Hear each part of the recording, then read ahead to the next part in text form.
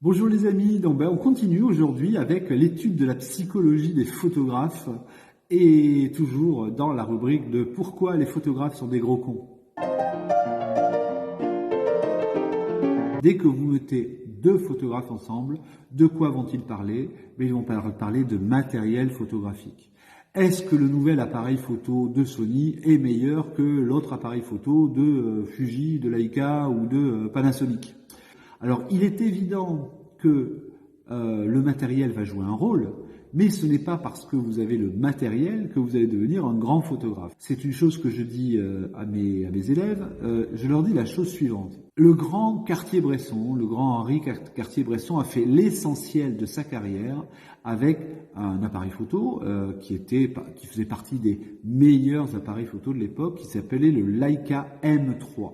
C'est un excellent boîtier, mais on va remettre les choses dans leur contexte. Le Leica M3 valait en 1967, donc une époque où pratiquait Henri Cartier-Bresson, il valait 1526 francs.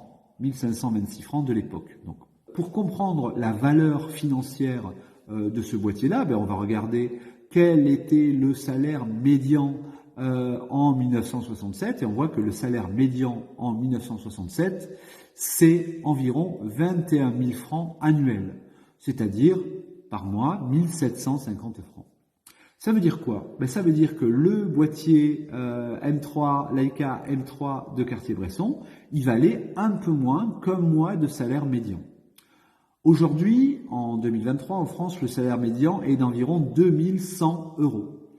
Eh bien, ça veut dire que l'appareil photo de Cartier-Bresson, donc la Rolls-Royce de Cartier-Bresson, valait à peu près pour l'époque ce que aujourd'hui un appareil photo à 2000 € vaut pour un photographe de 2023. Eh bien, en fait, la plupart des appareils photo de bonne qualité, mais qui ne sont pas encore des Rolls-Royce de la photo, ça vaut dans les 2000, 3000 €. Donc ça veut dire que le boîtier qu'utilisait Cartier-Bresson, il était accessible à tous les gens de l'époque qui avaient les capacités et l'envie évidemment d'acheter un matériel de cette nature. Donc, comment se fait-il que dans les années 60, alors que le boîtier Leica M3 était accessible à la plupart des gens, comment ça se fait qu'il n'y avait qu'un seul Henri Cartier-Bresson?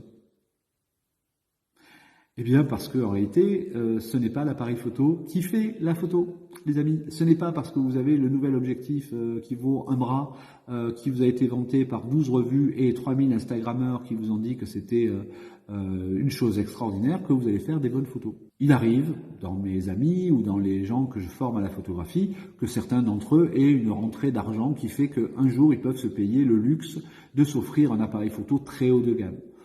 C'est le cas d'un ami qui est retraité, qui a eu la chance de faire un joli héritage, et évidemment il aimait la photo. Il m'a dit: Nathalie, c'est quoi le meilleur appareil photo du monde? Alors je lui dis, à mon sens, l'un des meilleurs appareils photo actuels, c'est le Phase One IQ4.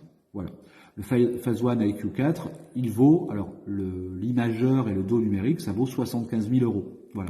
Et il faut rajouter dessus environ, on va dire un objectif entre 5 et 10 000 €. Donc ça veut dire que pour avoir un Phase One IQ4 et un objectif qui va dessus, il faut compter environ 85 000 €. Voilà. Et il se trouve que cet ami a acheté cet appareil photo. Et évidemment, alors dès qu'il l'a eu, il s'est filmé en train d'ouvrir la boîte, etc. Il était comme un enfant le jour de Noël. Et puis après, j'ai plus trop de nouvelles de lui pendant quelques semaines, etc. Et puis un jour, j'ai décroché mon téléphone et je l'ai appelé. Je lui ai dit: allez, alors ce Phase One, il est comment? Et le mec, il m'a dit: putain, je suis super déçu, je fais que des photos nulles avec. Pourtant, c'était pas un mauvais photographe, il se débrouillait très bien avec le réflexe qu'il avait avant, mais il dit: je fais que des photos nulles. Mais parce que un très bon appareil photo, c'est pas un appareil photo avec 1 million de gadgets et 1 million d'aides.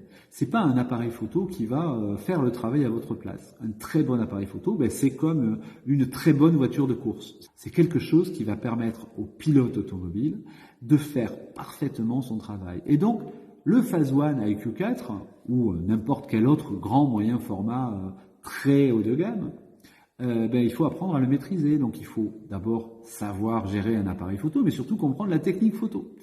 Et donc il s'est rendu compte que malgré le fait qu'il avait réalisé son rêve en ayant le meilleur appareil photo du monde, J'imagine que certains parmi vous vont pas être d'accord sur l'appareil photo dont je parle. Après, vous êtes libre. Je n'ai pas d'action chez Phase One et je n'ai pas d'action chez Leica et je n'ai d'action chez personne. Donc, votre avis vaut autant que le mien. Mais ce que j'essaie de dire, c'est que voilà, la plupart des photographes pensent que c'est le matériel qui fait la photo et donc par conséquent, ils sont très déçus lorsqu'ils se rendent compte que le matériel, il peut jouer un rôle, bien entendu. Si vous voulez travailler avec de belles profondeurs de champ, vous avez plutôt intérêt à avoir un 200 mm plutôt qu'un 24 mm. Vous avez plutôt intérêt à avoir un objectif qui ouvre à f2.8 plutôt qu'un objectif qui ouvre à f5.6.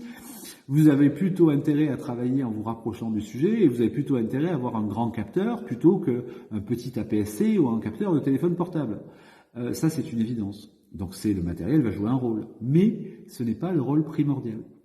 Et en réalité, le rôle primordial, c'est vous. C'est vous, votre talent, évidemment, votre œil, mais surtout vos connaissances. Le fait que vous allez avoir à la fois des connaissances techniques et de la culture photographique, c'est ça qui va vous permettre de visualiser les images comme elles doivent l'être. Voilà donc les amis, donc c'était la suite de mon étude de la psychologie des photographes. Donc photographe, sortez de la distorsion cognitive dans laquelle vous êtes pour la plupart. Et ce qui fait vous dépensez beaucoup d'argent pour acheter du nouveau matériel, donc dans la plupart des cas, vous n'avez pas besoin. Et souvent plein de petits gadgets, plein de chinoiseries inutiles. Les amis, la vidéo continue demain avec la suite de l'étude des photographes. Donc pourquoi les photographes sont des gros cons?